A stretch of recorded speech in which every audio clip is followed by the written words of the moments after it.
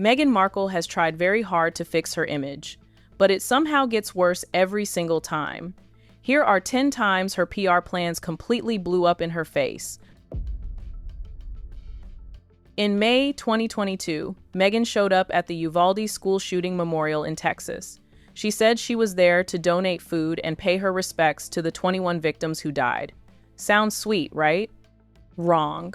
People online were furious, saying she had the audacity to show up with bodyguards and a horde of photographers around her.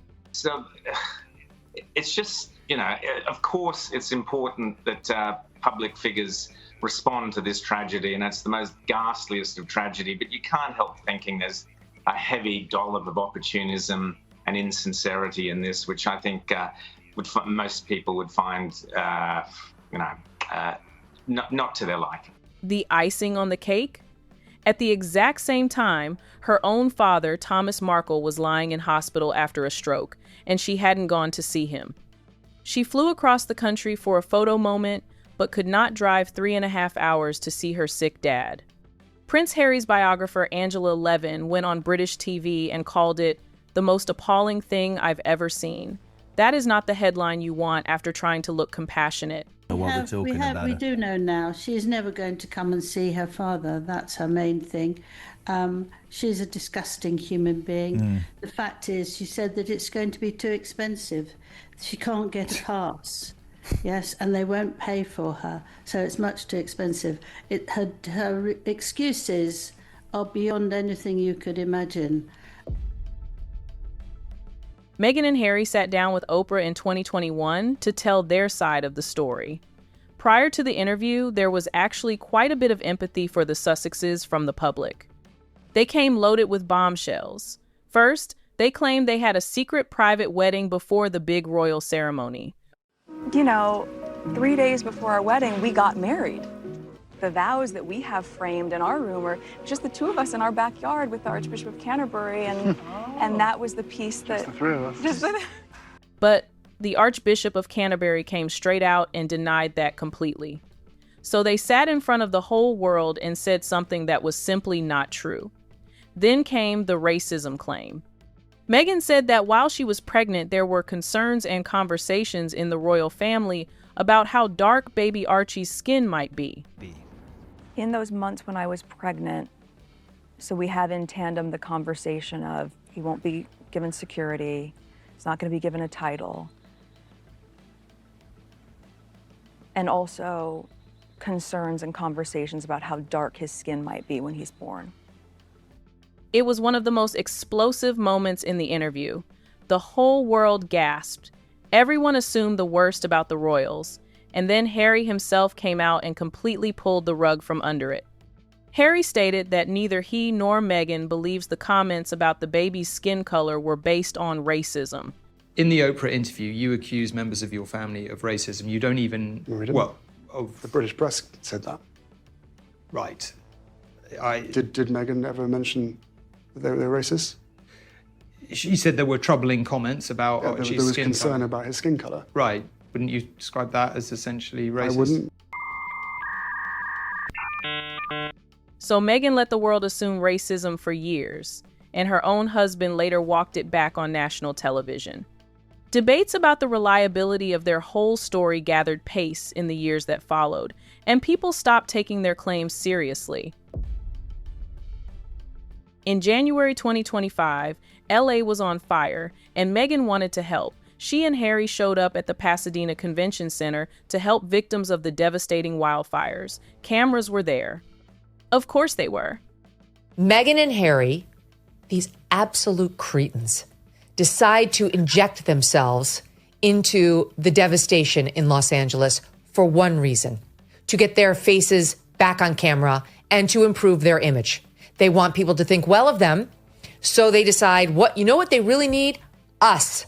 What they need is us. Actress Justine Bateman called them no better than ambulance chasers and said their visit was a repulsive photo op. Bateman went on to coin the now iconic phrase. She asked, "Are they politicians now? They don't live here. They are tourists, disaster tourists." Meanwhile, Meghan's big Netflix lifestyle show was supposed to drop that very same week, but had to be pushed back because it would have looked extremely tone-deaf. Meghan and Harry signed a massive deal with Spotify worth around $20 million to make podcasts. They produced just one series called Archetypes and a single holiday episode before the whole thing fell apart. Then came the most brutal exit in podcast history. Spotify executive Bill Simmons went on his own podcast and called them effing grifters. To you. You do a lot of business deals, a lot of negotiations. I do. Well, let's just. I wish I had been involved in the Meghan and Harry leave Spotify negotiation. Grifters. That's the podcast we should have launched with them. I got to get drunk. Oh, so he goes on. He's like, I got to have a few and we'll talk about this some more. So he had some interesting things to say. He kind of just teased that out there. He also stated, "I have got to get drunk one night and tell the story of the Zoom I had with Harry. It is one of my best stories. F them. You think this is bad? It gets worse." Reports came out claiming Meghan was not even in the room for most of her podcast interviews. Her producers would do the actual interview with the guest, and then Meghan's questions would be recorded separately and edited in later to make it sound like she was there. She took $20 million, made barely anything, and walked away with grifters as her nickname. In May 2026, Meghan was flying back from Geneva after giving a speech at a memorial event. She shared a handwritten anniversary card on her Instagram stories, allegedly from the British Airways flight crew, which wished her and Harry a happy 8th wedding anniversary and was signed with the flight number BA269. She posted it as this lovely, spontaneous moment. The internet immediately started picking it apart. So far, so suspicious. And royal YouTube sensation, according to Taz, has just rumbled this as a big, fat fake. So look at this. Tash revealed, wait, what? Meghan arranged an anniversary card to be given to her on her flight. She pre-ordered and then gave the exclusive to People magazine. And then Tash delivered the receipt. Critics alleged she had reportedly notified the airline it was her anniversary in advance and allegedly brought her own card for the crew members to sign, meaning they had no real choice but to go along with it. People also pointed out she was reportedly flying back from Geneva alone, without Harry, making the romantic anniversary gesture feel even more staged.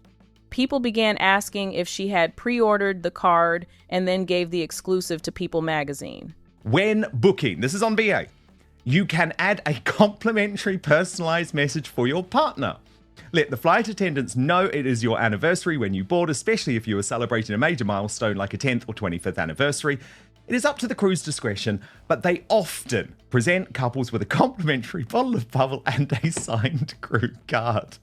Since BA does not centrally arrange standalone cards, it is best to bring your own special card on board if you hand it to a crew member.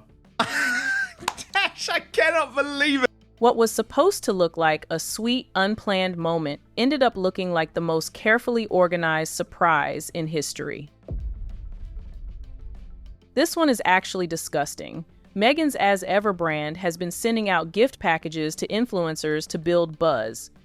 Smart strategy, except her team reportedly did not do their homework on who they were sending them to. A Meghan mega fan known online for his verbal attacks on the royal family reportedly received a pricey haul of As Ever products, complete with a handwritten note from Meghan herself.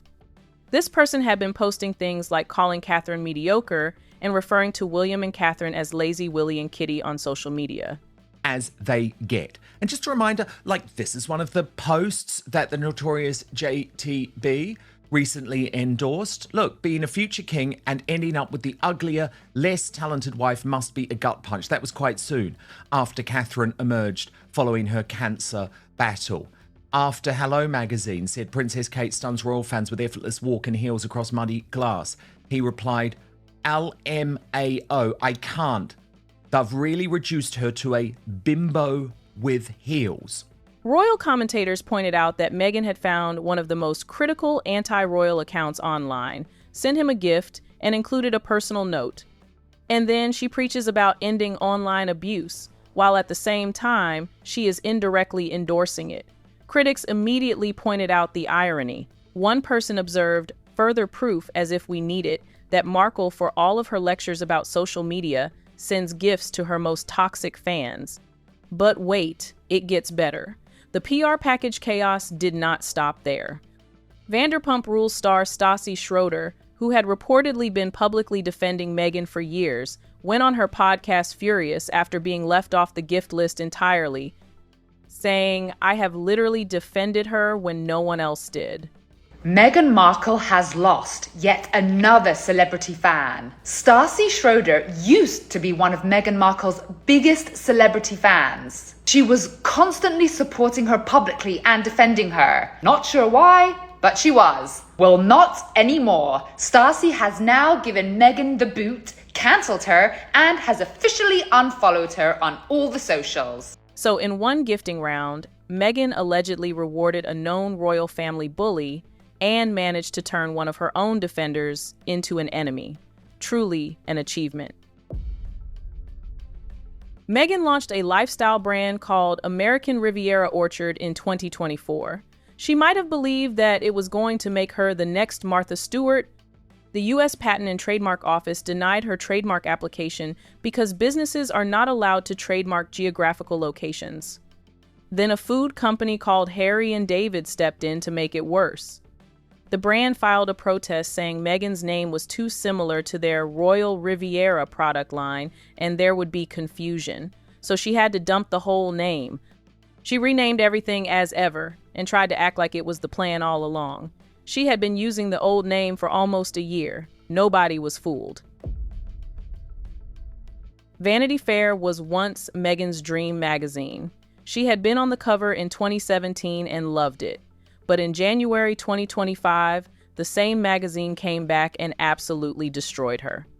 The cover story, titled American Hustle, included accounts from neighbors and professional contacts who alleged disrespectful and calculating behavior from both Harry and Meghan. That Montecito neighbors are uninterested and appalled by the way that Harry and Meghan they're not respecting their elders, and it seems like they're being very cruel towards their family members. So a lot of the neighborhood saying that they are uninterested in the Sussexes and don't respect them or appreciate the way that they've treated their family. Needy Meghan Markle is love bombing Jennifer Aniston with gifts ahead of the actress's move to Montecito after her stalking ordeal, but sources say the star wants the Duchess to get lost. Former staff described working with Meghan as being like dealing with a mean girl's teenager. One former employee said the experience involved talking behind your back and gnawing at your sense of self. Montecito neighbors accused her of commercializing their quiet town and called her one of the most entitled, disingenuous people on the planet. The magazine she once celebrated on the cover was now her biggest nightmare in print. Meghan had her Netflix show launching on March 4th, 2025. This was meant to be her big comeback moment. Then, right before it aired, her former royal aide Jason Nauf gave a televised interview about the bullying allegations against her. But this is someone who actually bullies her staff to the point of serious mental health crises. Nauf, who had been communications secretary for the Sussexes, said he had no regrets and would not change anything about making those allegations public. But I do have a source that is a proud member of the Sussex Survivors Club who told me she's still experiencing issues after leaving Meghan's employment. And the way she treated me, she says, of Meghan, can only be described as dehumanizing. Bullying accusations against Meghan actually date back to 2018, when palace staff were allegedly left in tears by her behavior. So right when she needed everyone to see her as a warm, loving homemaker making jam and flower arrangements, the whole world was reading about people crying because of her. What she pointed out was that Meghan was incredibly ugly when Harry wasn't around. But as soon as Harry was around, and another point they made was the mask slipped after about 6 weeks, that Meghan was like a fairy, like so happy and just full of joy and sweetness. But after about 6 weeks, the mask slipped and they felt like the real Meghan came out to play. In April 2026, Meghan and Harry landed in Australia, and their very first stop was the Royal Children's Hospital in Melbourne. It was supposed to show they were there for good reasons. It did not go that way.